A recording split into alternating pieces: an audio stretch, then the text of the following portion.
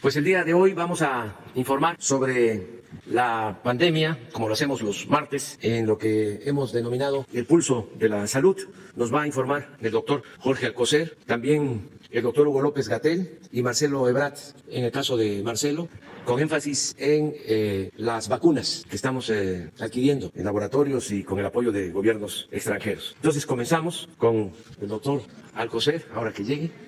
Decirles que ayer por la tarde-noche, esto en tanto llega el doctor Jorge Alcocer, hicimos una evaluación que se les va a presentar el día de hoy. Afortunadamente está reduciéndose el nivel de contagio en todo el país. Esta es una buena noticia que se va a presentar ahora, estado por estado. Desde el principio de la pandemia nos propusimos que no faltaran camas, ventiladores, equipos, medicamentos y personal médico. No vamos a olvidar nunca, siempre vamos a tener presente la destacadísima labor, el humanismo manifiesto de los médicos, de las enfermeras, de los trabajadores del sector salud, porque ha pasado mucho tiempo, es mucha la fatiga y están en sus puestos presentes salvando vidas. Y hay algo que quiero destacar, a pesar de que en algunos casos ha habido necesidad de relevos por largas jornadas, incluso por el cansancio, la falta a veces de medicamentos, no han habido protestas de las enfermeras, de los médicos,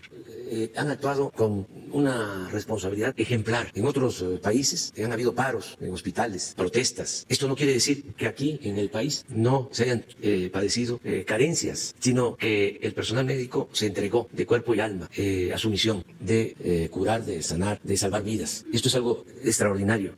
Imagínense lo que hubiese significado, además de la tragedia, el acompañamiento con la prensa amarillista, conservadora, contraria a la transformación, la prensa que quiere mantener el antiguo régimen corrupto. Si se hubiesen expresado estas manifestaciones, si hubiese habido protestas. Entonces, ha sido realmente un ejemplo el comportamiento de los trabajadores de la salud en todo sentido. Otra cosa que quiero destacar es que, a pesar de que encontramos el sistema de salud por los suelos, ahora se está hablando de que México producía vacunas, en efecto, se tenía una planta para producir las vacunas y se había avanzado en ese campo y en otros, y llegamos y todo estaba desmantelado por completo. Todo el sistema de salud, imperaba la corrupción, ya lo saben, hospitales inconclusos, negocios en la compra de medicamentos, falta de médicos, de especialistas, todo esto. Iniciamos todo un plan para levantar el sistema de salud pública en circunstancias muy difíciles. Antes de la pandemia ya andábamos recorriendo los hospitales de todo el país. Antes de la pandemia se decidió crear el Instituto de Salud para el Bienestar. Antes de la pandemia se decidió incrementar el presupuesto en 40,000 millones de pesos. Pero hay algo que quiero subrayar que ha pasado desapercibido. Se decidió la gratuidad en los servicios de salud y todos los que han sido atendidos en centros de salud, que es la inmensa mayoría, porque son muchísimos más los atendidos en hospitales públicos que en hospitales privados, todos han recibido atención médica gratuita. Eso no sucedía anteriormente. En los institutos de salud, que son de lo mejor que tiene el país, hay gratuidad en atención médica, no solo a enfermos de COVID, sino a todos los enfermos. Nada más quería mencionar sobre estos asuntos que no se toman en consideración cuando se hacen los análisis o se hace la crítica al gobierno en materia de salud. Bueno, ya llegó el doctor Alcocer. Muy bien. Muchas gracias, señor presidente. Me da gusto nuevamente saludarlos. Muy buenos días a todas y todos ustedes. Hoy, con el marco muy preciso de referencia que nos hace el señor presidente en cuanto a la salud de nuestro país, decidimos en el pulso de la salud presentarles las curvas epidémicas, los indicadores principales de los 32 estados de México, para dar seguimiento a este segundo brote o segundo acme, lo más importante de la pandemia. Si está una imagen, por favor. Sí. En esta primera imagen Ustedes podrán ver que son curvas epidémicas a nivel nacional y que recorren todo el año, que recorren el año en que la pandemia ha afectado a nuestro país desde hace un año. Ustedes pueden ver con una señal amarilla que tuvimos dos ACMEs, 2 puntos más altos que fueron del 12 al 18 de julio de 2020. Este primer brote está representado aquí con una señal amarilla. No es este, pero bueno, era para hacerlo visual, pero si no es esta. Sí, son dos imágenes que les di al principio, antes de la pandemia. Sí, bien. Y en segundo lugar van a ver ustedes lo que corresponde al segundo brote, a lo más alto del segundo brote que ha sucedido del 2 al 9 de enero de este año y que está también con señalamiento rojo. La anterior, por favor, ustedes pueden ver, es rojo, es naranja, como ustedes pueden ver. Y de ahí, del 2 al 9 de enero, en esa semana, se ha mantenido hacia la baja en la mayor parte de los estados, como va a conducir en su exposición el doctor Hugo López-Gatell. También pueden ver ustedes ahí el punto que está en mayor disminución entre las dos grandes brotes del 13 al 19 de septiembre. Ahí estábamos celebrando nuestras fiestas patrias, pero fue cuando se adquirió el mejor momento dentro de la pandemia. En la siguiente, por favor, y desde luego en esto presentamos la hospitalización. No es el único, pero es uno de los indicadores que más seguimiento se le da a nivel nacional y podemos ver a nivel nacional en forma semanal una muestra que el 26 de julio, en amarillo nuevamente, que está hacia la extrema izquierda, tenemos una primer carga de máxima ocupación hospitalaria de 18,258 camas y precisamente el 26 de julio de 2020 se logró esta mayor necesidad. Para que en la segunda oleada o la segunda exposición mayor de los casos y de la utilización de camas, vemos como 26,952 fueron el total de hospitalizados, esto el día en particular, el 26 de enero, y también tenemos, si ustedes ven en la parte con la señal verde, una mayor disminución que se sucedió entre las dos máximas cargas hospitalarias, que fue el 2 de octubre, donde estaban hospitalizados 9,942. En este contexto, les va a presentar el doctor Hugo López-Gatell, que ha sucedido precisamente donde la curva tanto de hospitalización como de los casos activos va hacia abajo y que es en lo que estamos empezando este año y claramente define esa tendencia, la cual no nos debe dar confianza, sino seguridad de que nuestras medidas de distanciamiento, nuestras medidas de autocuidado y desde luego el seguimiento de lo que conduce en cuanto al cuidado personal, lo que hemos aprendido durante este largo año, un año con muchas tristezas, pero también con mucha fortaleza que la población mexicana ha podido encarar y que seguiremos adelante con la esperanza de las vacunas que también serán comentadas a posteriori rápidamente por el doctor Hugo López-Gatell y desde luego por el canciller. Muchas gracias. Gusto, secretario. Con su permiso, presidente, secretario, canciller. Muy buenos días todas y todos. Vamos a comentar, como hacemos los martes del Pulso de la Salud, el estado que guarda la epidemia de COVID-19 en México. Vamos a presentar de manera sintética el informe técnico que tenemos más reciente, que es el de ayer por la tarde, y enseguida un recorrido panorámico por las 32 entidades federativas. Aquí vemos lo que comentábamos, una muy buena noticia que ya habíamos dado el martes pasado cuando abrimos la semana con una reducción de menos 20%. Ahora, para el cambio entre la semana 3 a la semana 4, en este momento vivimos la semana 6, tenemos un cambio de menos 33% al inicio de la semana, que como suele ocurrir se va reduciendo y en este caso hoy martes presentamos menos 32%. Seguramente al final de la semana será de menor tamaño, pero seguirá un cambio a la baja muy importante que ya sugiere una tendencia de cambio hacia la baja. Como decimos siempre, y que quede perfectamente claro, esto no es garantía alguna. En epidemiología no hay ninguna garantía de que las cosas van a seguir un curso, lo que hay es una observación continua del proceso y se puede anticipar algunas tendencias. Pero igual que ha ocurrido con la epidemia en todos los países del mundo, nadie está exento de que pudiera haber un rebrote. Pero cuando existe una buena noticia hay que identificar porque es un cambio positivo que corresponde con lo que hemos ido identificando continuamente. También corresponde, desde luego, con lo que dijimos desde hace casi un año, que íbamos a tener una epidemia larga, llegaríamos a octubre y tendríamos un repunte, puesto que es la temporada de los virus respiratorios, conocida como la temporada de influenza, y es esperable que este virus también tenga ese comportamiento. Esto aplica para todo el hemisferio norte, todos los países del hemisferio norte. Entre octubre y marzo del siguiente año tenemos un incremento de los casos de enfermedad respiratoria, y por eso sabíamos que empezando octubre de 2020 empezaría a subir, hasta llegar a un punto intermedio previo a el mes de marzo, en donde empezaría a bajar.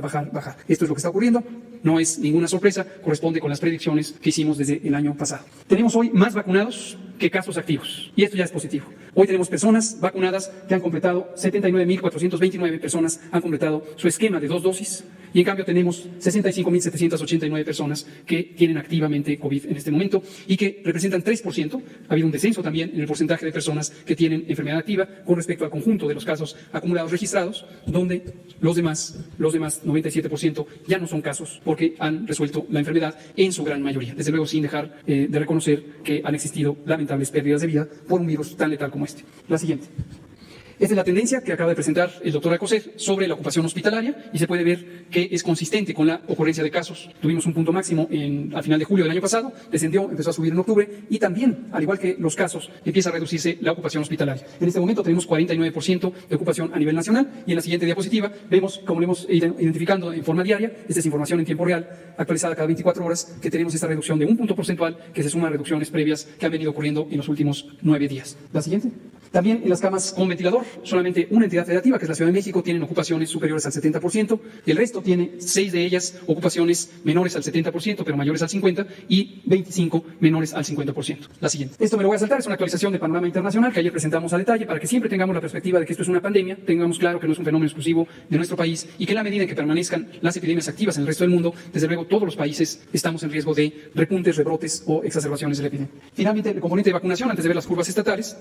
Ayer vacunamos 4.303 personas. En este momento, en la siguiente vemos la acumulación de dosis ya aplicadas, que son 718.820, y estas corresponden a 79.429 segundas dosis. Esto es 13% de las personas ya tienen el esquema completo. Recordar que el plan de vacunación contra COVID, que fue presentado aquí el 8 de diciembre del año pasado, tiene fases claramente definidas, y la primera está dirigida a personal de salud, no solamente médicos, médicas, enfermeras y enfermeros, sino 11 categorías laborales, tanto del sector público como del privado, en atención hospitalaria, comunitaria y prehospitalaria, que están siendo vacunadas porque tienen el contacto más directo con personas enfermas de COVID-19. Enseguida se incluirán a las personas adultas mayores, y en la siguiente podemos ver que estamos ya terminando el paquete más reciente con las segundas dosis para estas personas. La siguiente, 75% del paquete más reciente de 219.375 dosis que llegaron el 19 de enero está terminándose. La velocidad que se sigue en este momento depende de la aplicación de las primeras dosis, y también hemos hecho público desde el viernes pasado, cuando recibimos comunicación de Pfizer, de que desafortunadamente no se podría cumplir lo que solicitó el presidente López Obrador, en la medida en que existen regulaciones nuevas establecidas el 29 de enero en la Unión Europea que restan el margen de maniobra de Pfizer. No se pudo adelantar la recepción al 8 o 10 de febrero. Y como consecuencia de ello, adaptamos el calendario de la segunda dosis de acuerdo a las recomendaciones de la Organización Mundial de la Salud y de nuestro grupo técnico asesor de vacunación, que contemplan la posibilidad de que vayamos hasta el día 35 en vez del día 21. Esto es muy importante que quede claro, que esto fue debidamente planeado en respuesta a una situación externa, y que hay total certidumbre de que se recibirán las segundas dosis. A nuestras compañeras y compañeros del sector salud que tienen todavía esta inquietud, por favor tomen nota de que les llegarán las segundas dosis, pero este calendario fue adaptado en respuesta a las circunstancias. Ya nos ha confirmado Pfizer, también ayer en una carta dirigida al presidente, que llegarán las vacunas, próximamente 490.400 llegarán el 15 de febrero, y estas serán aplicadas con la misma celeridad que se están aplicando todas. La siguiente. Respecto a los eventos supuestamente asociados a vacunación e inmunización, les damos un monitoreo muy importante, con mucha sensibilidad. Sensibilidad es un término técnico que se refiere a la capacidad de detección, y obviamente con esta extrema sensibilidad detectamos mayormente eventos leves. Afortunadamente solo 0.6% son eventos de gravedad, y ayer fueron reclasificados con información documental de los expedientes por parte del comité específico designado para esto. Y en vez de 47 que teníamos registrados, se ha dictaminado que 36 cumplen las características de ser eventos supuestamente asociados a vacunación e inmunización. Representan 0.6% de los eventos ocurridos. Esto es todo. Vamos a ver de manera panorámica las curvas estatales. La idea básica es 24 de 32 entidades federativas, 24 de 32 tienen al menos 2 semanas de reducción de la intensidad de la epidemia, de reducción tanto de la ocurrencia de nuevos casos como de defunciones, como de hospitalización. 24 de 32. Vamos a verla panorámicamente, ya no explico cuál es la mecánica, ustedes la conocen, la presentamos cada martes desde al menos hace 3 o 4 meses. La siguiente. Aquí está la curva epidémica que presentó el secretario de Salud, donde se ve el trazo general de los casos estimados para el nivel nacional. La siguiente nos muestra lo mismo, pero para las defunciones, y noten ustedes lo que hemos explicado varias veces, las defunciones tienen un desfase de 2 semanas, a veces hasta 3, respecto a la ocurrencia de casos. ¿Cuál es la razón? Que es el tiempo promedio de hospitalización de personas que están en condición grave, que desde luego, muy desafortunadamente, pero es una realidad, son quienes tienen la mayor probabilidad de morir. El resto, que son 20% hospitalizadas, 80% de los casos tienen una enfermedad leve que les permite estar en domicilio. La siguiente. Y finalmente, esta es la gráfica de hospitalización. Entonces acabamos de presentar por el nivel nacional casos estimados, defunciones en la curva verde, y aquí hospitalización, y las 3 curvas son arriba la suma de hospitalizados en camas generales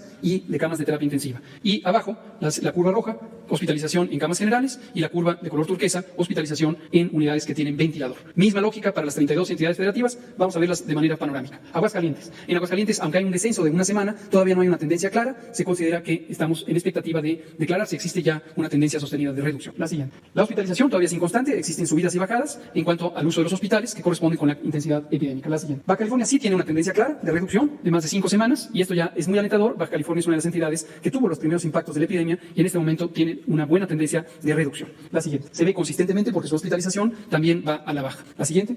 Baja California Sur tiene apenas una semana de reducción y había tenido una tendencia de incremento de varias semanas, por lo tanto tampoco consideramos todavía que esté en una tendencia sostenida de reducción. La siguiente. Y su hospitalización también es apenas muy reciente, que empieza a tener cambios posiblemente hacia la baja. La siguiente. Campeche está recuperando su tendencia de buen control, recordar que pasó del semáforo verde al semáforo amarillo, pero ahora ya lleva 3 semanas que tiene una tendencia de reducción y dado que tiene mínima transmisión, es muy probable que entre nuevamente en los parámetros correspondientes al semáforo verde, quizá no en esta quincena que sigue, pero posiblemente en la próxima. La siguiente. La hospitalización también se ha mantenido con mínima ocupación. Vean ustedes, hay 0% de cambio para camas de uso general, pero tiene 4% de incremento, de ocupación y 6% de ocupación con una reducción de 2 puntos porcentuales en las camas de ventilador. La siguiente. Chiapas también, un parámetro comportamiento muy semejante al de Campeche, excepto con este muy notorio cambio brusco que ocurrió en la tendencia epidémica y tenemos 3 semanas de reducción que ya son sugerentes de una tendencia nuevamente hacia el control. Lo mismo, la siguiente se ve en su hospitalización y en la siguiente vemos el estado de Chihuahua. Misma tendencia, tuvo un cambio súbito también después de tener un incremento grande, se ha mantenido en buen control y nuevamente recupera una tendencia a la baja. La siguiente. Hospitalización consistentemente a la baja. Ciudad de México, la siguiente.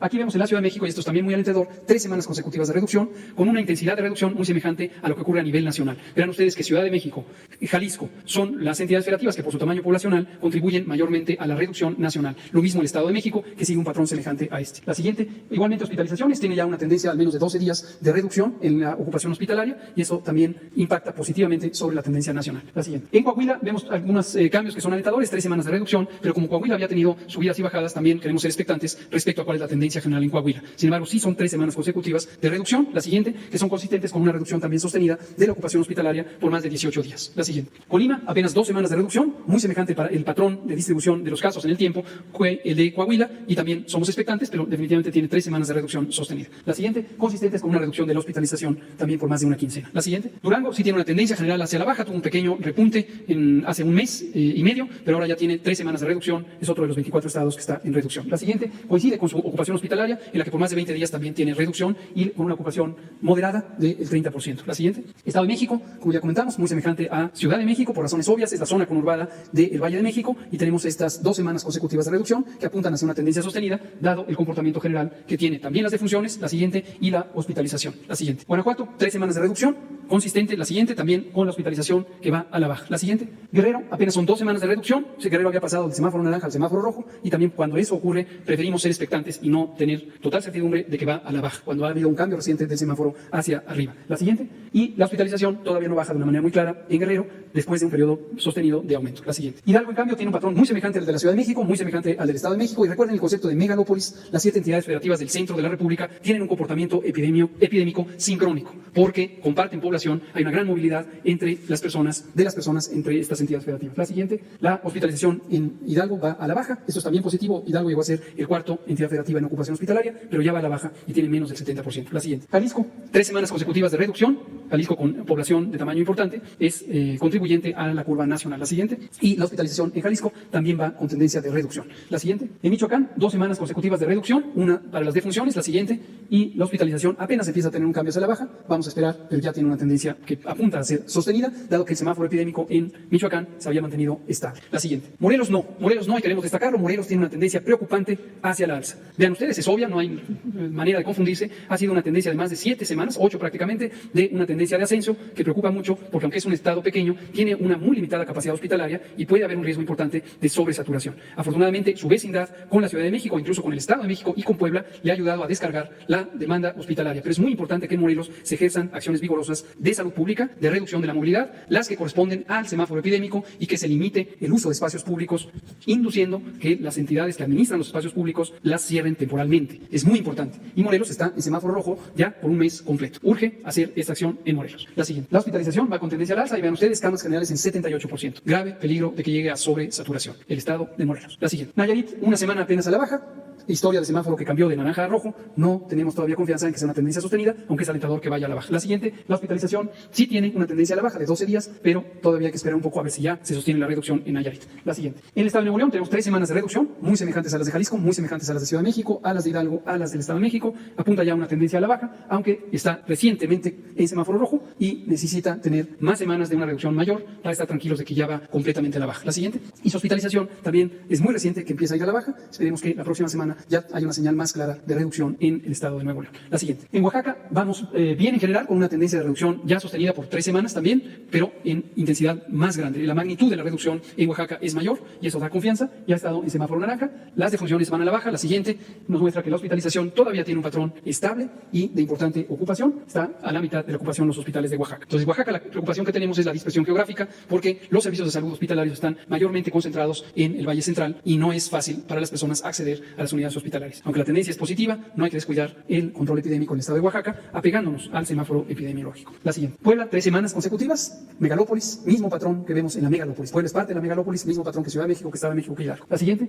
Apenas empieza a reducirse la hospitalización. Vamos a esperar. Ojalá la tendencia general de la megalópolis influya también en Puebla y vaya a la reducción. La siguiente. Querétaro, también a la baja. Querétaro es parte de la megalópolis, mismas 2 o 3 semanas, pero Querétaro recientemente saliendo de, o todavía en semáforo rojo. Vamos a ver si sale ya el semáforo rojo. La siguiente. Su hospitalización también pocos días de reducción, pero ya la misma tendencia a la baja. La siguiente. Quintana Roo, todavía no hay una tendencia clara. Tuvo varias semanas de aumento y ha tenido subidas y bajadas. Vamos a esperar que Quintana Roo defina ya su tendencia. Está en semáforo naranja y no ha tenido cambios recientes no ha alcanzado semáforo rojo hace mucho tiempo. La siguiente. Y su hospitalización todavía no se ve claramente que vaya a la baja. Está estable. Vamos a esperar con Quintana Roo. La siguiente. San Luis Potosí tiene 2 semanas a la baja, 3 prácticamente si consideramos un cambio pequeño, pero que hubo hace entre la semana 1 y la 2. La siguiente está en semáforo rojo. Su hospitalización empieza a descargarse, se empieza a reducir el uso de camas hospitalarias y esperemos que también sea una tendencia sostenida hacia la baja. La siguiente. Sinaloa, lo mismo, 3 semanas hacia abajo, pero en semáforo naranja y hay consistencia en los casos, en las defunciones. La siguiente. Y en la hospitalización. Todavía demasiado próxima, pero ya hay una tendencia más claramente a la baja. La siguiente. Sonora, una tendencia mucho más clara a la baja, son 6 semanas de reducción consecutiva, está en semáforo naranja. La siguiente, las defunciones consistentemente van a la baja y la hospitalización consistentemente va a la baja con una tercera parte de ocupación de los hospitales. La siguiente, Tabasco, 3 semanas consecutivas de reducción en semáforo naranja, va reduciendo apenas las defunciones, pero ya presenta una reducción por una semana. La siguiente, su hospitalización con una tendencia más larga, aunque menos pronunciada, de desocupación de los hospitales. La siguiente, Tamaulipas, 3 semanas también a la baja, consistente con el cambio en las defunciones. La siguiente, y con el cambio en la hospitalización, semejante a Tabasco, con una velocidad de reducción menor que otros estados, pero consistente por más tiempo. La siguiente, Tlaxcala, lo mismo, 3 semanas consecutivas a la baja. Tlaxcala es parte de la megalópolis y había pasado recientemente al revés, de semáforo rojo a semáforo naranja, y eso es también sugerente de la tendencia a reducción. La siguiente, su hospitalización apenas después de un periodo largo y de muy acelerada ocupación hospitalaria, apenas empieza a reducir, pero ya tiene tendencia a la baja. La siguiente, Veracruz, 2 semanas de reducción, está en semáforo naranja, hay una semana de reducción en las defunciones. La siguiente, y la hospitalización son 8 días de reducción después de un periodo también de incremento. La siguiente, Yucatán, casi para terminar, apenas es una semana de reducción y como pueden notar ahí hay un periodo que le llamamos de meseta, que es un largo periodo con pequeños cambios hacia arriba y hacia abajo, pero que la tendencia general es plana, es horizontal, es decir, no va hacia arriba, no va hacia abajo por muchas semanas, son casi 3 meses consecutivos. Entonces hay que tomar con reserva esta reducción de una semana, alentadora indudablemente, pero hasta no ver varias semanas consecutivas de reducción no podemos afirmar que es la tendencia general en Yucatán. La siguiente,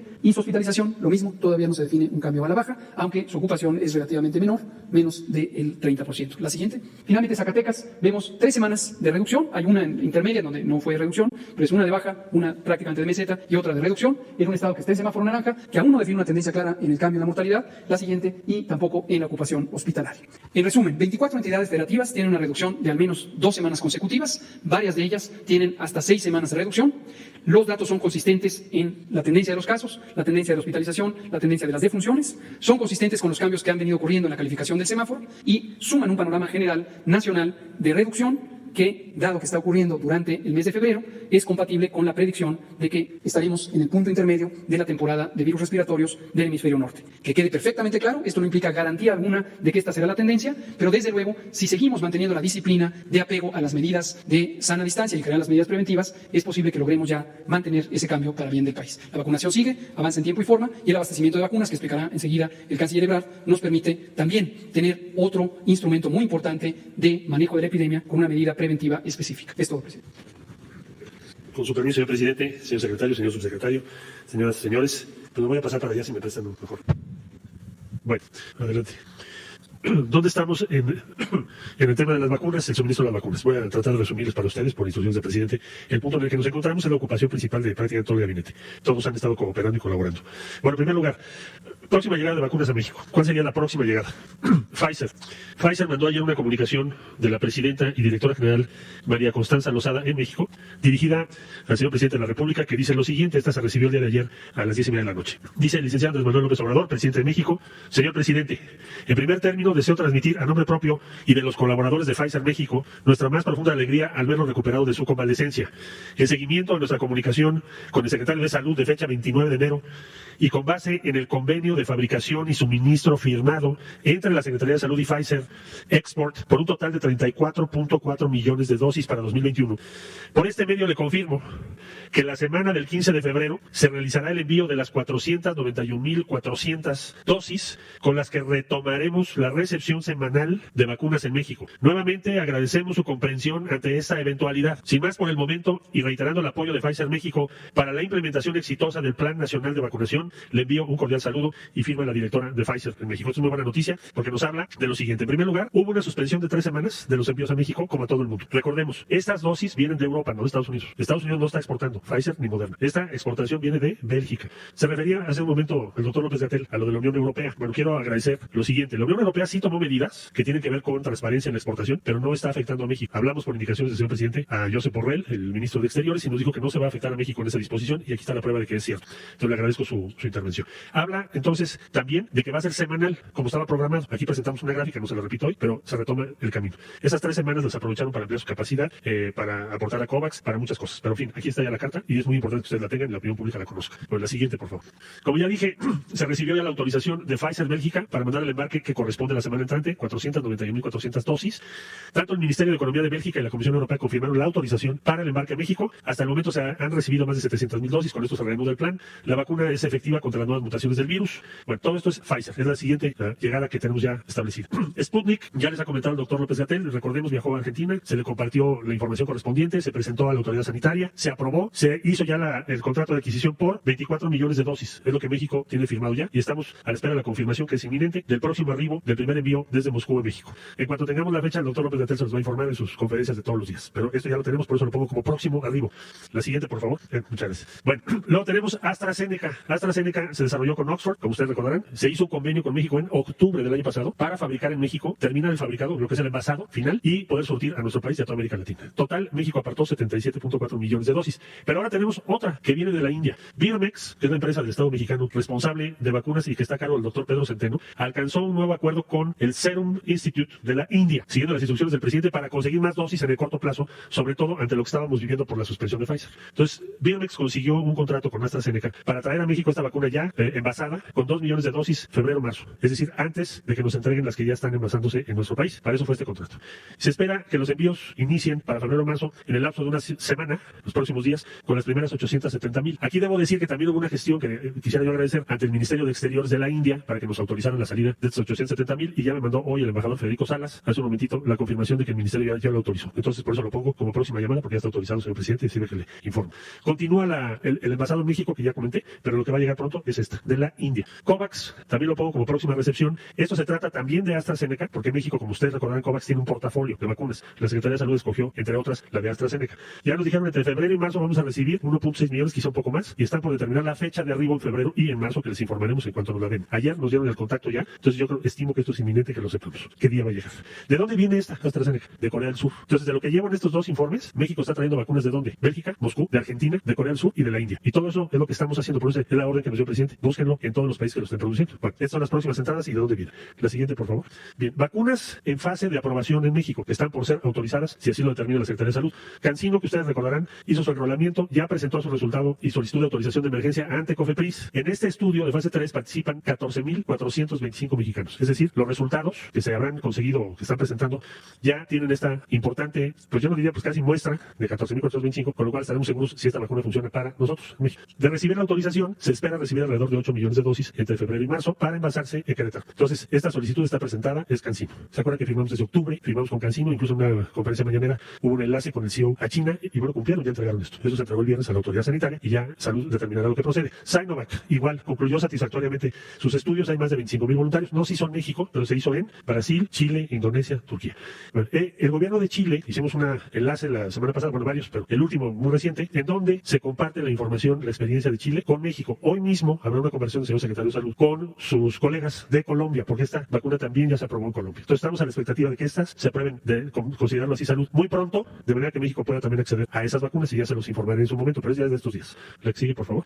Esto es envasado. En México se están envasando, haciendo el proceso final. Está previsto de 2 vacunas CanSino, que ya mencioné ahorita. Ahora les voy a poner un reporte de cómo va este proceso, que es envasado, llenado, envasado y etiquetado. Entonces, si autoriza COFEPRIS a CanSino, se va a mandar a México la vacuna y aquí se va a hacer. El día de ayer estuve haciendo una visita a invitación de ellos, de CanSino. Y la de AstraZeneca, que se está haciendo por laboratorios Leomont, que ya recibieron 2 envíos. Se preguntarán ustedes por qué no se envasa de un día y se pone a la venta al día siguiente o a la semana siguiente, porque hay que hacer procesos biológicos que no se pueden recortar en tiempo por la seguridad de la vacuna. Tenemos que seguir las normas internacionales. Bueno, pero ustedes sepan que las 2 cosas que se dijeron están en curso. Envasado, llenado, final en México. La siguiente, por favor. Este es el caso de lo que les decía yo, lo que visité yo ayer en Querétaro. Se recibe de China, DHL la va a transportar a México. Si autoriza, en cuanto autorice COFEPRIS, a los pocos días va a pasar esto, va a llegar a la planta que está en Querétaro y de ahí se tiene que hacer la fabricación de agua inyectable, que es todo, aquí se ve muy simple, pero son procesos complejos. Luego se hace la mezcla de la vacuna con solución de soporte, luego se hace el lavado dosificado y engargolado y finalmente la inspección, etiquetado, acondicionado y almacenaje para al último entregársele a las autoridades de salud para su distribución. Todo esto que les acabo de decir ya lo tienen listo porque se ha venido trabajando desde el mes de octubre también para empezar lo más pronto posible, en cuanto se autorice. La siguiente, por favor. Esta es la visita que hicimos ayer, los procesos, aquí los pueden ustedes observar cómo están trabajando sobre condiciones de esterilidad y los equipos necesarios. Están ya muy bien preparados con el auxilio de COFEPRIS, que siempre es muy importante. La siguiente, por favor. Por último, señor presidente, los ensayos de fase 3 en México que están en curso en este momento, porque recordarán ustedes que un objetivo fue traer estos ensayos clínicos a México, porque le dan acceso a México a 2 cosas: información de si esas vacunas son igualmente de efectivas en México que en otros países con otras genéticas, y segundo, si nos dan un acceso para que podamos tener adquisición si funciona. Entonces, una es Novavax de Estados Unidos, 2,000 voluntarios de México, está en curso, y CureVac de Alemania, que también está en curso el ensayo en México. Esto pronto nos estarán informando qué resultados obtuvieron. Son más opciones para México. Resumen, señor presidente, con la carta que usted recibió de Pfizer, con lo que acabo de informar, México reanuda la recepción de vacunas a partir de la próxima semana. Muchas gracias.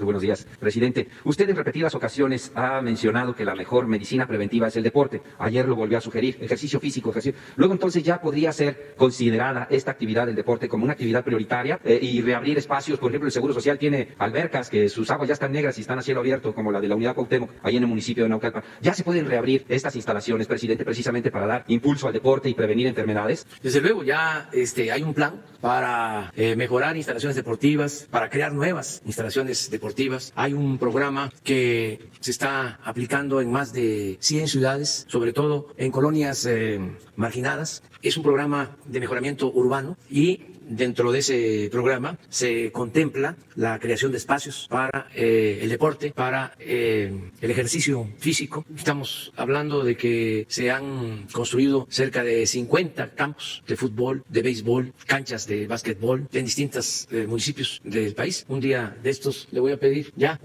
queda el compromiso de que venga el secretario de Desarrollo Urbano, Román Meyer, para que les explique cuántos espacios deportivos se han construido, se han rehabilitado en el país y desde luego que es importantísimo el fomento al deporte, al ejercicio.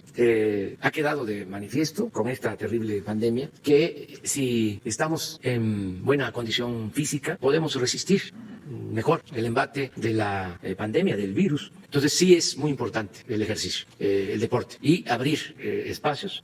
Tiene que ir esta actividad que es medicina preventiva de la mano de toda la campaña de orientación nutricional.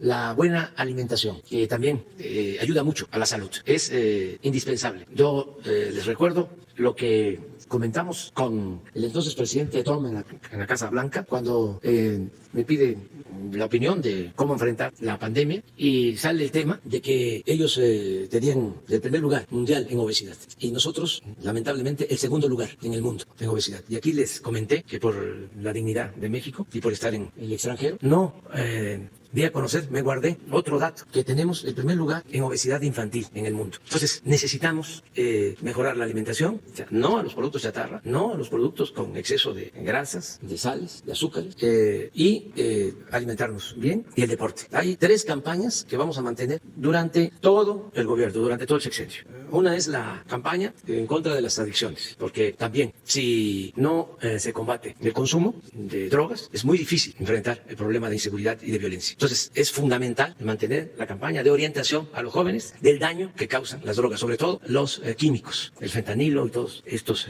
químicos, estas sustancias que destruyen a los jóvenes. Entonces, esa es una campaña. Hace poco me comentaron de esa campaña, incluso no reconociéndola como eficaz, sino cuestionándola. Pero me dio gusto, porque quiere decir que ya se está hablando de que existe esa campaña.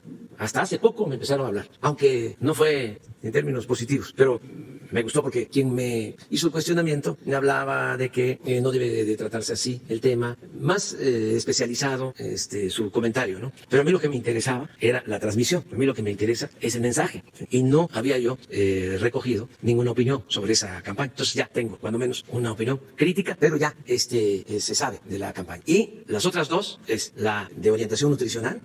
Ya por ejemplo se distribuyeron como 10 millones de historietas, casa por casa, sobre la buena alimentación. 10 millones de historietas. Ya muchos de los que nos están viendo, escuchando, ya tienen ese material. Y la tercera campaña, pues es la que tiene que ver con el deporte, con el ejercicio, con el que todos procuremos tener alguna actividad diaria. Y mi segunda pregunta tiene que ver, voy a hacer alusión a sus giras por todo el país, presidente. Usted ha viajado en vuelos comerciales constantemente para evitar este derroche, estos vuelos faraónicos.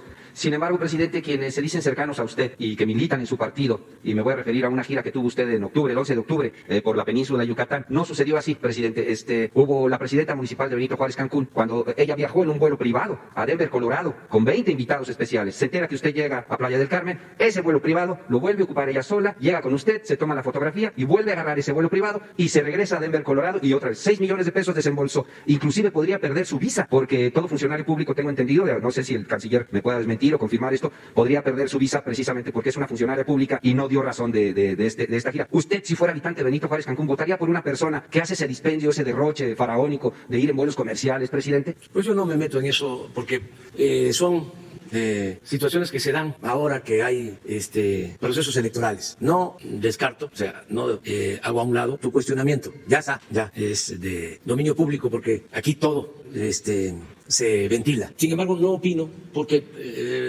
lo hemos dicho en otras ocasiones, a surgir muchas denuncias de ese tipo. Es muy probable, no tengo información, ahora sí que hablo al tanteo, pero algo sé sobre estas cosas. Es muy probable de que esta candidata de Playa del Carmen o de Benito Juárez, de donde sea, o presidenta municipal, vaya a ser candidata.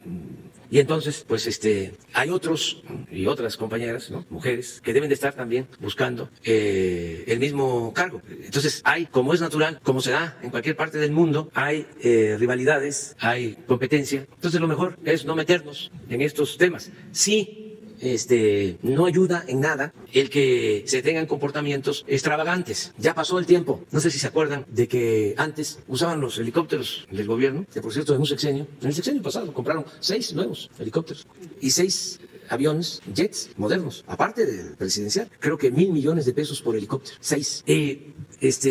Usaban el helicóptero para ir a jugar golf. Se subían en el campo Marte, iban a los campos de golf. Eso ya no se permite, se acepta. Eso se ve mal. Es de fantoches, de gente acomplejada, de gente prepotente, corruptos. Entonces, ya es otra situación. Ahora hay austeridad republicana. Entonces, debe de tomarse en cuenta que ya no es lo mismo. Ya es distinto. Tan es así que estoy buscando convencer a empresarios que tienen posibilidades económicas para que hagan un grupo, una sociedad, y se queden con el avión presidencial porque nos ha costado trabajo venderlo. Y me cuesta trabajo también convencerlos porque ya nadie quiere, como se dice coloquialmente, tirar aceite, andar ahí de presumido. Ya es otra situación. Y no está de más subrayarlo porque todavía hay quienes dicen, ¿y en dónde está el cambio? No se ve, no se veía antes. ¿Se acuerdan cuando engañaron de que iba a haber cambio? Y todo siguió igual, porque siguieron pues usando los aviones, los helicópteros. Bueno, en estos gobiernos el cambio fue cuando se compró el avión presidencial, pero ahora no, ahora es distinto. Con todo respeto, presidente, no tiene nada que ver con tiempos electorales. Este tema de corrupción en esa alcaldía lo llevo trabajando desde hace meses, incluso se lo cuestioné en la zona militar de Querétaro sobre ese mismo. Son muchas cosas que están girando en torno en ese municipio. Incluso Santiago Nieto, el titular de la UIF, recibe la Unidad de Inteligencia Financiera documentos para investigar presunto desvío de recursos Unidos, y él inclusive refiere que si hay un primo hermano de él trabajando en esa alcaldía como secretario técnico, y usted dijo que se iba a investigar este asunto. Entonces sí está muy al margen del proceso electoral esta investigación que traigo sobre actos de corrupción en esa alcaldía, y no sé si el canciller podría decirnos si un funcionario público mexicano podría perder la visa si no avisa de un ingreso a la Unión Americana, canciller. Bueno, no tengo los pormenores del caso que usted me está señalando, con mucho gusto se los detallo, pero sería una violación lo que usted dice a las normas respecto al COVID, a la pandemia, es decir, a la cuarentena y restricciones. No sé, solo habría que consultarles a los Estados Unidos cuáles son los diferentes tipos de sanciones que hay para las violaciones. Depende de qué violación haya sido específicamente, que van desde cuestiones administrativas hasta que sí te pueden retirar la visa. Pero con mucho gusto, con la información que estás planteando, consultamos y te lo vamos a ver. Por favor, sí. Las dos compañeras. Presidente, buen día. Daniel Escobar, preguntar, ayer usted tocó el tema, pues ahora sí que pasada, el asunto de la iniciativa preferente que envía al Congreso en torno a la ley para la industria eléctrica. Y bueno, ya la semana pasada también empresarios en México se pronunciaron al respecto, pero también el fin de semana la Cámara de Comercio de Estados Unidos pues atizó sobre estas preocupaciones que expresa en torno a que pudiera abrirse la puerta justo, insisten, en el tema de que pudiera monopolizar la CFE este asunto, este sector, y también el asunto de que no se puede contravenir el tratado comercial entre Estados Unidos, México y Canadá porque ya hay reglas puestas por la reforma energética anterior y que no se pueden echar patas. Solo preguntarle, o sea, ¿qué responde a esta preocupación que tiene el gobierno de Estados Unidos y si en algún momento se la han manifestado directamente? No ha habido ninguna manifestación de este gobierno. El gobierno anterior sí envió una carta al gobierno de nuestro país, algunos funcionarios del gobierno anterior, pero ahora no. Es muy claro lo que se está proponiendo. Estamos buscando fortalecer a la Comisión Federal de Electricidad, que es una empresa pública, que es una empresa de la nación, para que esta empresa garantice que no aumente el precio de la luz, para decirlo de manera clara, el precio de la energía eléctrica. Con la privatización de la industria eléctrica se afectó al pueblo de México, se benefició a una minoría, sobre todo empresas extranjeras, y hubo corrupción. Se asociaron, yo diría de manera delictuosa, empresarios extranjeros con funcionarios públicos, al grado de que una empresa eléctrica española, Iberdrola, contrató a la secretaria de Energía del gobierno de Felipe Calderón. O sea, la convirtió en su empleada. Pero no solo eso, esta misma empresa contrató como consejero al expresidente Calderón. O sea, algo vergonzoso, algo que no sucede en ningún país del mundo. Entonces, ¿quiénes mandaban? Pues estos empresarios extranjeros. Estos empresarios hicieron su agosto, porque no solo se les tiene que comprar la energía eléctrica, sino se les entregan subsidios, cosa que no sucede en ningún lugar del mundo, tampoco. Entonces, ¿qué es lo que estamos haciendo? Poniendo orden y fortaleciendo a la Comisión Federal de Electricidad, porque el objetivo era destruir a la Comisión Federal de Electricidad, que se cerraran todas las plantas de la Comisión Federal de Electricidad. Empezó la privatización con Salinas de Gortari, violando la Constitución, y continuó con Zedillo y desde luego con Fox y con Calderón y con el presidente Peña Nieto.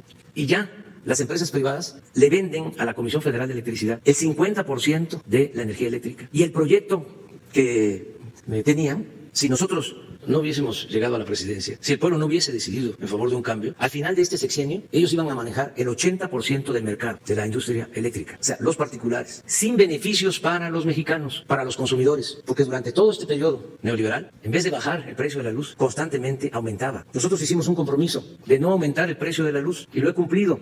Y lo voy a seguir cumpliendo. No va a aumentar el precio de la luz todo el sexenio, en términos reales, como no va a aumentar el precio de las gasolinas, y lo estoy cumpliendo, de los energéticos. Pero necesitamos fortalecer a Pemex y a la Comisión Federal de Electricidad, y necesitamos acabar con el influyentismo y con la corrupción de estas empresas que tienen mucha influencia, porque son accionistas hasta de periódicos internacionales, de medios de comunicación, reparten, maicean, porque canasteaban, saqueaban la hacienda pública. Entonces ya no se permite robar, no se acepta el robo. Legalmente, porque hasta sus intelectuales orgánicos, que también los tienen con subvenciones, para decirlo elegantemente, hablan de autoritarismo.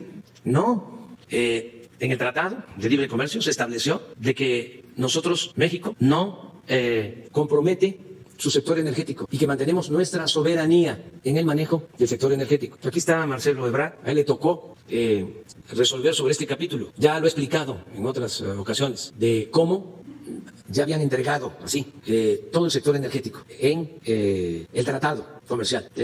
Era un capítulo de 50 cuartillas. Era yo presidente electo. Se estaba negociando el tratado y estábamos de observadores. Y cuando nos dimos cuenta de que se estaba entregando el sector energético y que íbamos a perder soberanía, dijimos no, aceptamos. Y se detuvieron las pláticas, se rompieron las pláticas y recibimos todo tipo de presiones. Fuimos sometidos a fuertes presiones, no solo de los extranjeros, de los mexicanos, tanto particulares como funcionarios públicos, y con todo tipo de amenazas. Y resistimos y quedó menos de una cuartilla en ese capítulo energético. Y voy a que, por favor, se pongan para que ya quede claro de que somos independientes y ejercemos nuestra soberanía. Entonces, no se comprometió al sector energético. Pero justo de lo que hablaban también es esta preocupación en torno a que ellos en lo que habían observado en el tratado es que se abría la puerta a inversiones y que ahora lo que observan es como otra cosa a lo que realmente se habló en toda pues es muy claro. Esto no solo se aprobó en México, se aprobó en Canadá, se aprobó en Estados Unidos, se aprobó en el Congreso de Estados Unidos. O sea, es el marco legal que se combinó y yo creo que los funcionarios de gobiernos extranjeros pues no van a defender la corrupción.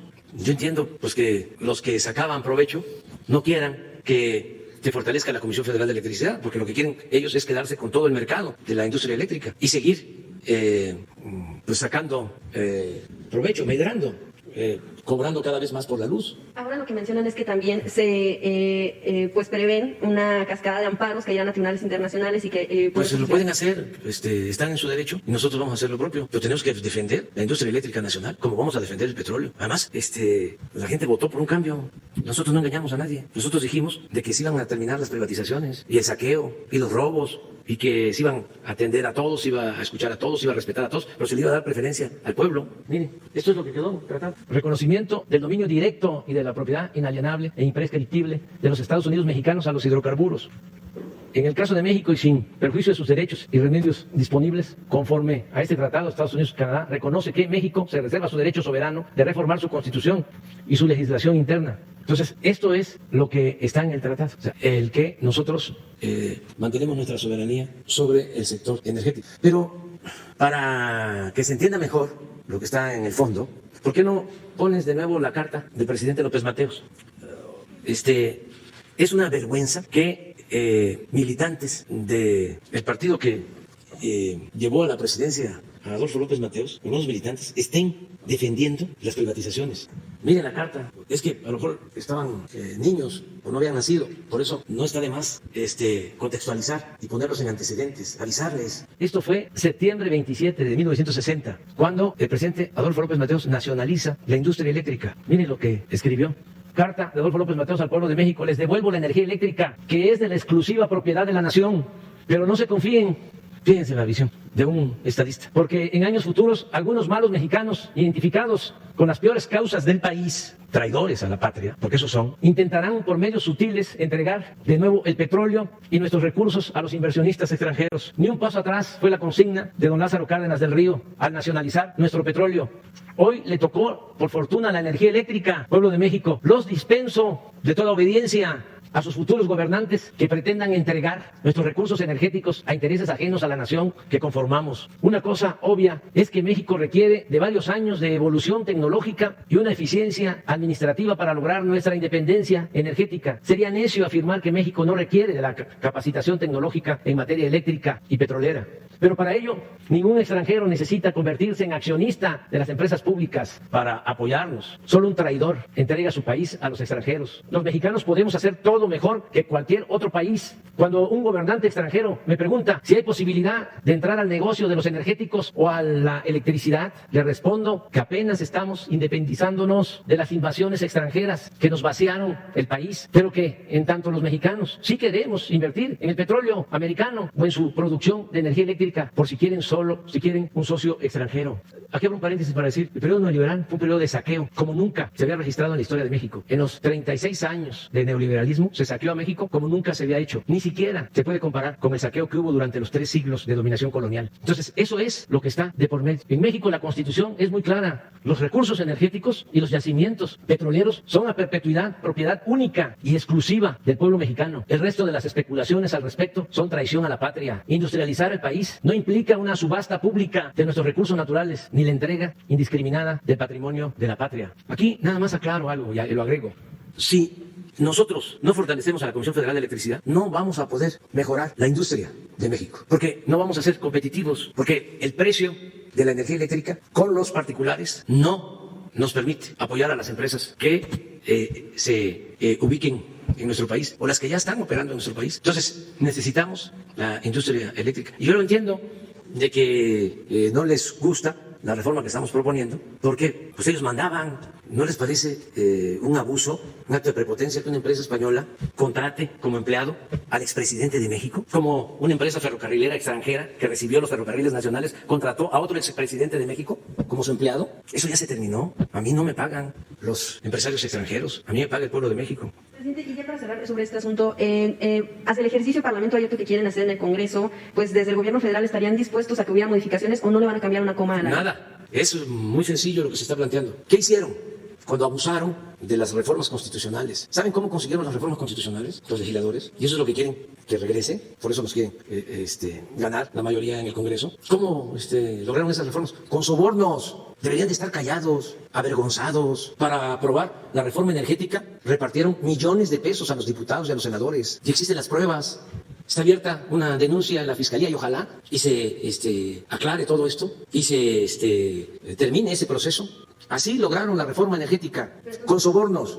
Entonces, nosotros, ¿qué es lo que se está proponiendo? Pues que se le dé su lugar a la Comisión Federal de Electricidad. ¿Saben qué hicieron? Decidieron de que primero suben a las líneas de transmisión de la Comisión Federal de Electricidad la energía que producen las plantas privadas, el despacho que se le llama. Primero va Iberdrola, primero van todas las empresas, las que apoyó Claudio X González, las empresas de particulares. Y al final despachan las plantas de la Comisión Federal de Electricidad. Entonces sucede de que hay plantas de la Comisión Federal de Electricidad que están subutilizadas porque no les autorizan despacho, porque le dan un tratamiento especial a las particulares. Entonces, ¿en qué consiste la iniciativa que estamos enviando? En que se le dé un trato igual a la Comisión Federal de Electricidad. Ustedes saben que no se considera energía limpia a lo que se produce de energía en las hidroeléctricas. No es energía limpia y no pueden las plantas hidroeléctricas producir todo el tiempo energía. Por eso se llenan los vasos de las presas, porque no turbinan, y por eso es que en temporada de lluvia hay que soltar el agua, inundar las partes bajas. Eso ya se terminó. Entonces,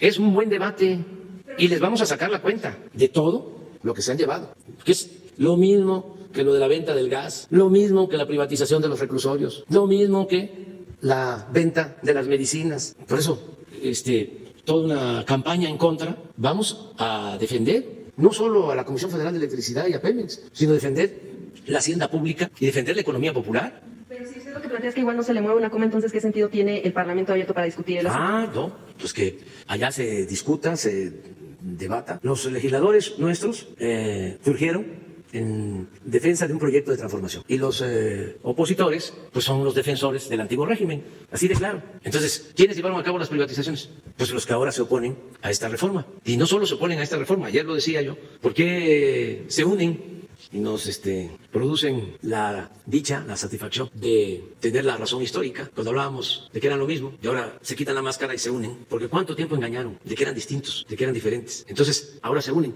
Hace poco se reformó el artículo 4 de la Constitución para que se convirtiera en un derecho constitucional la pensión a los adultos mayores y las becas para estudiantes pobres y la pensión para niñas y niños con discapacidad y la gratuidad en la salud.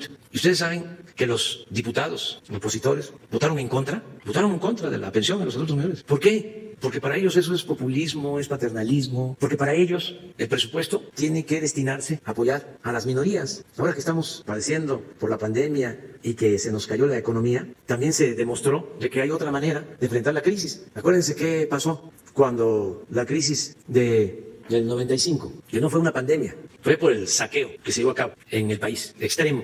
Se cae la economía, ¿y cuál fue el remedio? Convertir las deudas privadas de unos cuantos, de los banqueros, de las grandes corporaciones, en deuda pública. Todavía se tiene esa deuda. Se han pagado como 1 billón de pesos de intereses desde entonces. Y todavía la deuda es de otro billón en aquel entonces. Entonces, somos distintos. Es otra política. ¿Y quién va a decidir si quiere que regrese la política de saqueo y de corrupción.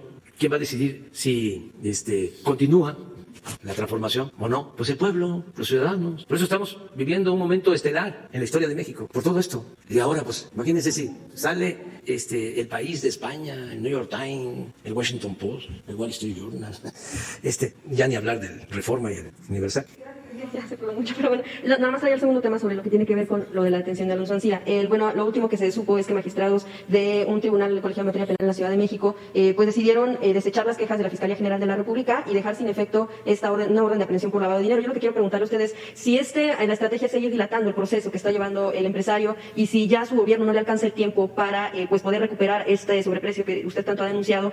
¿Cuál sería como la solución que le ve al conflicto? Porque a final de cuentas en algún momento le había ofrecido devolver, pero ahora resulta que puede acogerse al criterio de oportunidad, pero se sigue dilatando el proceso. Pues nosotros lo que queremos es que devuelvan todo lo que se sustrajo del erario. Sí, porque nosotros no vamos a dejar de insistir cuando se trata de actos de corrupción. Si no se repara el daño, nosotros no podemos quedarnos callados ni con los brazos cruzados. Y no es nada más la decisión de un juez, como era antes, que ni siquiera se sabía de qué juez se trataba y hacían sus enjuagues en lo oscurito. No, ahora todo es transparente. No hay persecución para nadie, pero tampoco impunidad. Entonces, si devuelven, en este caso son $200 millones, lo que se estima, y eso tendría Pemex, la Fiscalía, que resolverlo, y devuelven ese recurso que está demostrado, se pagó de más, ya porque hay un sobreprecio de $200 millones. Si eso se devuelve, se regresa, ya hay una reparación del daño, ya que la autoridad competente decida si hay, además de esa reparación del daño, castigo. ¿En qué consiste el castigo? Si no hay una disminución de penas, pero eso es un asunto que corresponde a los jueces. Nosotros lo que sí queremos es la devolución del dinero. Eso es lo que se está planteando. Los que compraron la empresa o manifestaron que compraban la empresa, hicieron el compromiso, hasta me enviaron una carta de que sucediera lo que sucediera, iban a devolver los $200 millones.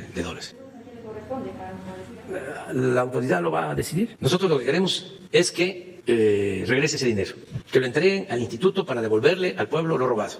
Así. Ahora que los intelectuales orgánicos están muy preocupados de que hay que tener fondos para la vacuna, primero decirles que no se preocupen, porque tenemos todos los fondos. Desde hace mucho tiempo tenemos 32,000 millones de pesos apartados para las vacunas, pero que además tenemos finanzas públicas sanas, porque ahorramos. Imagínense, estaba yo viendo un mensaje de Fabricio Mejía, a ver si no está ahí. Es que es importante, ¿no? Porque Fabricio es un escritor, porque no todos, ¿no?, los escritores o intelectuales están a favor del régimen de corrupción. Hay algunos que sí, porque también durante mucho tiempo, imagínense, eran estas dos iglesias, ¿no?, los dos grandes templos, los dos grandes agrupamientos, los de Aguilar Camín, los que encabezaba Nexos, y el otro agrupamiento de Krause. Y a la sombra de estas dos cúpulas, muchísimos más escritores, intelectuales, sometidos, porque si no, no hay becas, si no, no hay reconocimiento, si no, no les publicaban nada, si no, no podías escalar en la academia, en el Sistema Nacional de Investigadores. Estos eran los jefes, y por eso ahora hasta gente seria, ¿no?, de repente da el bandazo, supuestamente gente progresista, ¿no?, a favor del pueblo, consecuentes, y de repente se definen en las filas del conservadurismo, porque no se pueden pelear con Aguilar Camín, no se pueden pelear con Krause, les deben mucho. Entonces, pero Fabricio, a ver si lo tienen. Sí, no, uno tiene de cuánto dinero de las suscripciones. Es que hace una cuenta, es que es muy interesante, sobre de dónde conseguir, pues, recursos. Sí, de cuántas vacunas.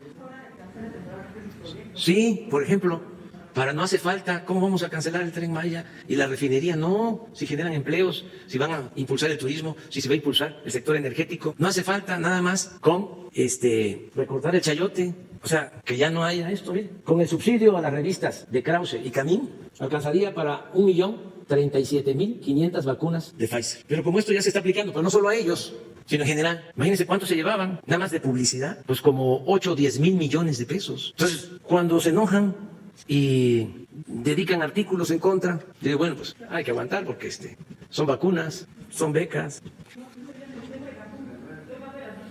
Vamos, sí. Ahorita vas tú. Señor, mi nombre es Cecilia Solís, vengo de Cancún, tengo 23 años como periodista, cubro la fuente policíaca en Cancún, Quintana Roo. Soy parte del comité, bueno, parte de las víctimas, no del comité, parte de las víctimas que fuimos baleadas, golpeadas, humilladas, prácticamente a muchas de ellas les mantuvieron incomunicadas. Yo tengo un balazo en la pierna. Lo mío fue directo, lo mío fue intencional.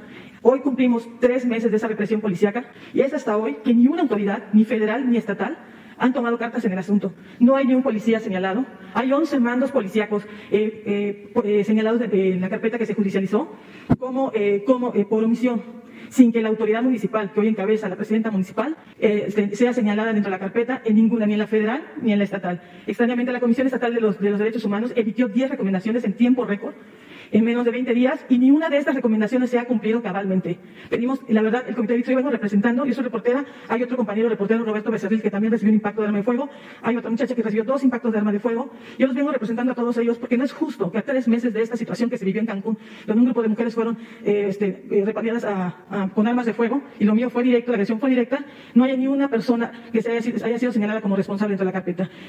También metimos una queja administrativa en el Tribunal Administrativo de Cancún, y es hasta hoy que los magistrados no pueden trabajar, asegurando que por la pandemia. Estamos ya a 3 meses y no hay nada en Cancún. Estamos viviendo un momento de corrupción terrible ahí en el estado de Quintana Roo. Por eso venimos a pedirle su apoyo, porque después de estos lamentables hechos, usted al otro día se pronunció y condenó, junto con muchos funcionarios y también a nivel nacional, esta situación. Hoy por hoy hemos sido acosados, amenazados por ser víctimas, por querer levantar la voz, porque no es justo que nos sigan buscando y metiéndonos represión y miedo solamente por ejercer mi profesión o la profesión como de todos mis compañeros. Muchísimas gracias, señor, pero sí necesitamos de su apoyo. Sí, vamos a que te atiendan ahora mismo. Te va a recibir la secretaria de Gobernación, ¿sí? Y cuentas con todo nuestro apoyo y nuestra protección. Sí, te va a atender ahora la licenciada Olga Sánchez Cordero. Ahorita te pones de acuerdo con eso. Gracias, presidente. Buenos días. Judith Sánchez Reyes, corresponsal de imagen del Golfo de Veracruz. Presidente, preguntarle qué tan complicado es acceder al protocolo al que usted hizo referencia para contrarrestar los síntomas del coronavirus, y si este se encuentra abierto para que otros pacientes que tengan sintomatología leve o moderada puedan tener, digamos, este tratamiento. Sí, tengo entendido que somos hasta ahora 120 voluntarios que nos aplicaron el tratamiento antiviral y lo que permitió que yo sanara. Es un protocolo de investigación. Ayer me hicieron mi revisión. Me sacaron muestras para seguir con los exámenes. Es una investigación que llevan a cabo en el Instituto de Nutrición. Desde luego requiere de cuidado médico, pero yo creo que sí está abierta a quien lo solicite. Desde luego no deja de ser una investigación con un protocolo, no es así masivo. Están ellos experimentando para luego ya hacer las recomendaciones de la aplicación del tratamiento de manera masiva. ¿Cuándo se darían los resultados de este protocolo de investigación? Todavía, me faltan como 2 meses, porque suscribí un acuerdo. Ayer me trajeron y les firmé mi apoyo, 300 pesos para el taxi, porque les dan a los que tienen el tratamiento. Se los firmé y lo agarré porque lo quiero tener de recuerdo. Presidente, justamente hablando de la... Eso lo hace el Instituto de Nutrición, de investigadores. No, ya terminé el tratamiento. Nada más es la observación con análisis. Ayer me sacaron sangre pues para saber cómo se comporta el virus, cómo se está comportando y efectos secundarios, porque pues como todos sabemos se afectan los pulmones, es lo primero que se afecta, pero también el tratamiento tiene que cuidar que no se afecten otros órganos, riñones, el hígado, en mi caso el corazón, porque soy hipertenso, afortunadamente bien, y recomiendan el ejercicio y estar con una alimentación adecuada. En eso estoy, pero bien, yo desearía pues para todos que les fuera bien, que me duele mucho, lo digo de manera sincera, de que por esta terrible enfermedad pierda la vida seres humanos conocidos, que esta pandemia nos esté dejando tanto dolor, y también animar a los que están en los hospitales, que ya llevan algún tiempo, muchos salen adelante, otros desgraciadamente no. Es muy duro, es fuerte. Entonces, eso es la respuesta. Es un protocolo de investigación. No sé si dije, son 120. Yo firmé, también en ejercicio de mi libertad, que me sometía al tratamiento. Presidente, justamente hablando de medicamentos, ¿cómo va la compra de fármacos, de insumos médicos vía INSABI UNOPS para resolver justamente este asunto del abasto? Tenemos conocimiento que hay desabasto en algunos hospitales de la ciudad y de algunos estados de la República en padecimientos, por ejemplo, que son importantes, por ejemplo la diabetes, no hay insulina. En otros casos, por ejemplo para la cuestión de la hipertensión, no hay fármacos básicos y no tan complicados como el temisartán o la cenaprida, que es para cubrir, por ejemplo, el tracto digestivo para cuando hay pacientes que toman muchos medicamentos. ¿Cómo va este asunto de la compra de medicamentos? Se está avanzando, vamos a informar en estos días ya de cómo con UNOPS se están adquiriendo ya medicamentos y yo espero que pronto se resuelva en definitiva el problema del desabasto. Hemos estado atentos constantemente para que no falten los medicamentos. ¿Las compras se han dado a nivel internacional, o sea, se han buscado en el extranjero o han sido empresas mexicanas? A nivel internacional. Participan algunas empresas mexicanas, las que no tienen malos antecedentes, sí participan y se busca que pues sean empresas serias y que no haya corrupción. Es que era un desastre, políticos, lo mismo, vendiendo medicamentos, se dedicaban a eso y hasta adulteraban las medicinas. Finalmente, presidente, aprovechando que están aquí las autoridades de salud, si nos podrían dar la información de cuándo inicia la campaña de vacunación para niños menores de 3 años y cómo se va a llevar a cabo este plan de inmunización, tomando en cuenta que en el año pasado, en el 2020, bajó el porcentaje de niños que se vacunaron para completar su esquema, precisamente debido a la pandemia. Los padres tenían miedo y a lo mejor a estas alturas siguen con ese temor de llevar a los pequeños a vacunarse, pero esto pues en un momento dado pudiera provocar rebrotes de algunas enfermedades. Y si también nos pueden explicar si ya se está dando el abasto de la vacuna contra la tuberculosis, que también refieren algunos padres de familia que no la han podido encontrar, ¿cuáles serían las acciones pues para...? Sí, esto tiene que ver con la vacunación en general, ¿no? Así es. Con mucho gusto, gracias por preguntar esto que es de extraordinaria importancia. En México tradicionalmente se hacen 3 semanas que se han designado anteriormente Semanas Nacionales de Vacunación, cuando se establecieron hace ya más de 2 décadas. Posteriormente se incorporó no solamente la vacunación, sino algunas otras intervenciones preventivas o de tratamiento como los antiparasitarios y la adición de algunas multivitaminas, en particular las que tienen vitamina A. La vitamina A en los niños ayuda a una mejor respuesta del sistema inmune. Y más recientemente nosotros las renombramos y las reconceptualizamos y ahora se llaman Jornadas Nacionales de Salud Pública. Hay 2 diferencias fundamentales, una es que ya no son semanas sino son quincenas y la segunda es que ahora se involucra integralmente a todos los programas de salud pública. Ya no es solamente el Centro Nacional para la Atención de la Salud de la Infancia y la Adolescencia, que es el centro responsable de la vacunación, el único que participa en eso, sino participan todas las unidades normativas de la Subsecretaría de Prevención y Promoción de la Salud. Tuvimos el año pasado dificultades por razones obvias con el COVID-19 de echar a andar estas jornadas, de todos modos ocurrieron, pero en menor escala de lo que queríamos. ¿Por qué? Porque hubiera sido incompatible con la jornada de sana distancia el movilizar a tanta gente en ese espacio. Si empieza a reducir la intensidad de la epidemia de COVID y esta reducción se sostiene, que es algo que deseamos, lo que acabo de explicar, podríamos tener la Jornada Nacional de Salud Pública en la fecha originalmente programada, que es en las primeras semanas de marzo. Si no vemos una reducción clara, sostenida o suficiente, la pospondríamos algunas semanas más, quizá en el mes de abril. Tenemos ya planeado, con antelación, y esto desde que llegamos al gobierno, tener una recuperación de coberturas de la vacunación contra el sarampión, específicamente en niños de edad un poquito más avanzada. Y esto es porque durante el sexenio 2018, particularmente a partir de 2015, se cayó la cobertura vacunal contra el sarampión. Este riesgo de rebrote del que usted habla es algo que nos preocupa, es algo que habíamos señalado antes de entrar al gobierno, desde las instituciones académicas en las que laborábamos, porque en 2015 fue muy notorio cómo se modificó el abastecimiento de vacuna contra el sarampión en México, por una razón que, por cierto, está sujeta a una acción administrativa de investigación, gracias a una denuncia que yo mismo hice al segundo día de estar en el encargo. Y esto tiene que ver con la comercialización de la vacuna contra sarampión, rubiola, parotiditis, sarampión, rubiola a México, en donde nos estrenamos con la sorpresa de que teníamos una deficiencia de más de 1.400.000 dosis de estas 2 vacunas en forma combinada, porque en el sexenio pasado se dejó sin abastecimiento. Recordarán que hemos hablado muchas veces de esto. Ahora, otras vacunas, me refiero específicamente a la BCG, han tenido un problema de abastecimiento global. Y este abastecimiento global también tiene que ver con mucho de la perturbación que tiene el mercado global antes de COVID, pero desde luego durante COVID enfrentó retos adicionales. Las vacunas suelen ser oligopolios a nivel global y pocas compañías pueden producir la cantidad de vacunas que requiere un programa nacional. Entonces, hemos estado buscando distintas alternativas a la que originalmente abastecía a México y que también está involucrada con este extraño proceder administrativo del sexenio pasado, específicamente 2015, 2016, 2017 y 2018, que nos dejó en una situación un tanto anómala respecto a la proveeduría de la vacuna BCG. Entonces, que la población sepa, efectivamente, todavía no se ha restablecido por completo la regularidad de los envíos o de las compras de la vacuna BCG. Es una vacuna que previene la tuberculosis meningia en los niños. Es una vacuna, dicho sea de paso, que ha sido sujeta de mucha investigación porque no hay un consenso global sobre su uso. Por ejemplo, en Estados Unidos no la usan.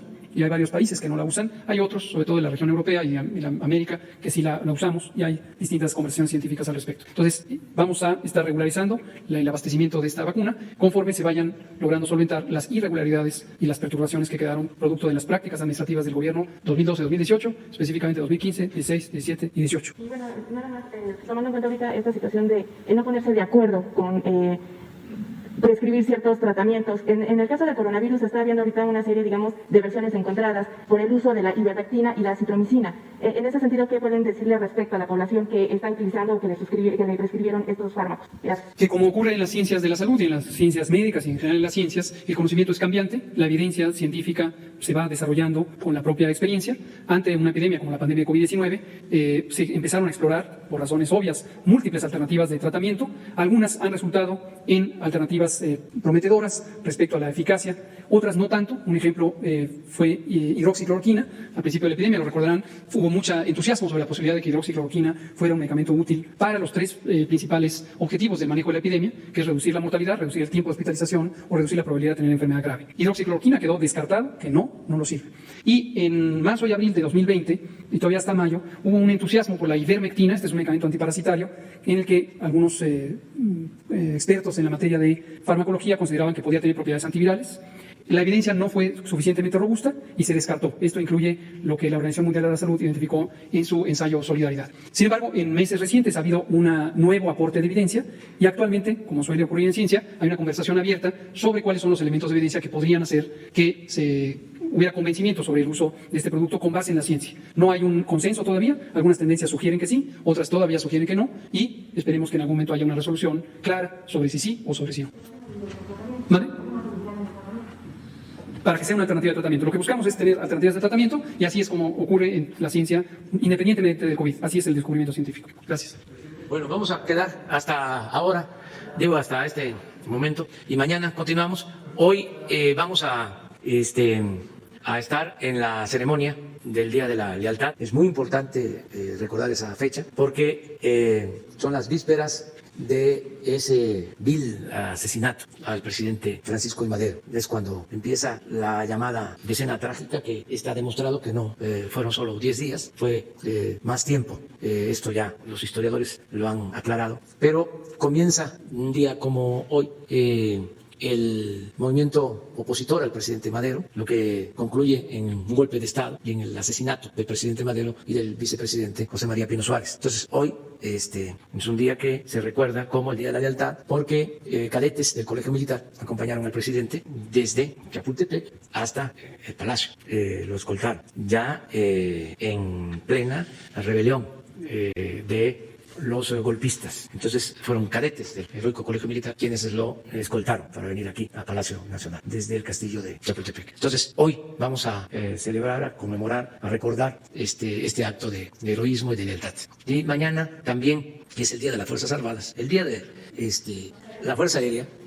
Vamos a llevar a cabo la inauguración de lo que es la base aérea militar del aeropuerto Felipe Ángeles. Es como una primera etapa de inauguración del aeropuerto Felipe Ángeles. Mañana van a aterrizar ya en las nuevas pistas aviones, tanto de la Fuerza Aérea como aviones de las líneas comerciales. Ya van a bajar en las nuevas pistas del aeropuerto Felipe Ángeles. Entonces, nos vemos más tarde y la compañera va a ser atendida ahora. Y mira.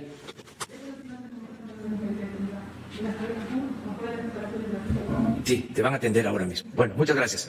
Mañana. Sí.